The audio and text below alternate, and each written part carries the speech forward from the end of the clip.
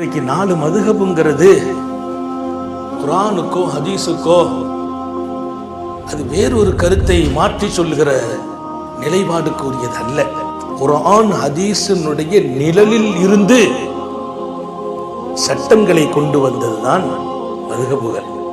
ஹதீஸு கலையில் ஆய்வில் உச்சபட்சமாக இருந்த இமாம்கள், ஹதீஸு கலையிலே மிக உயர்ந்த இடத்தில் இருந்தவர்கள், அவங்க கையில ஹதீஸே குவிந்து இருக்குது.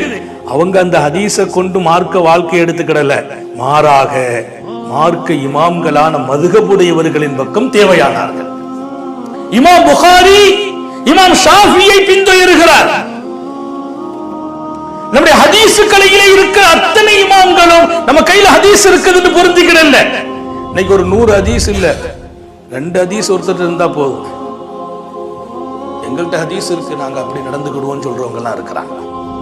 எல்லாத்துக்கும் ஹதீஸ் இருக்கு. ஹதீஸை வைத்திருந்தவர்கள், நான் மிக தெளிவாக சொல்வதாக இருந்தால், யஹ்யா இப்னு மயீன் 10 லட்சம் ஹதீஸுகளை ராவிகளோடு வாழ்க்கையில் ஆய்வு செய்து கொண்டு வந்த அந்த பெருமகனார் மார்க்க தீர்ப்பு கொடுக்க வரும்போது இமாம் அல்லாஹ் அபூ ஹனீஃபா ரஹ்மத்துல்லாஹி அலைஹி அவர்களை பின்பற்றி கொடுக்கிறாங்க.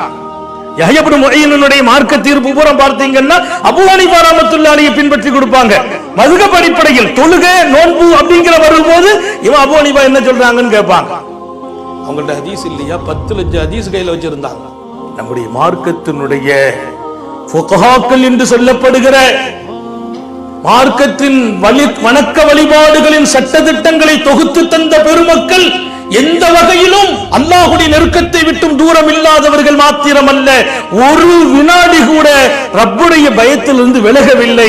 முஹத்திஸீன்களும் அவங்கள தான் பின்தொடர்ந்தாங்க.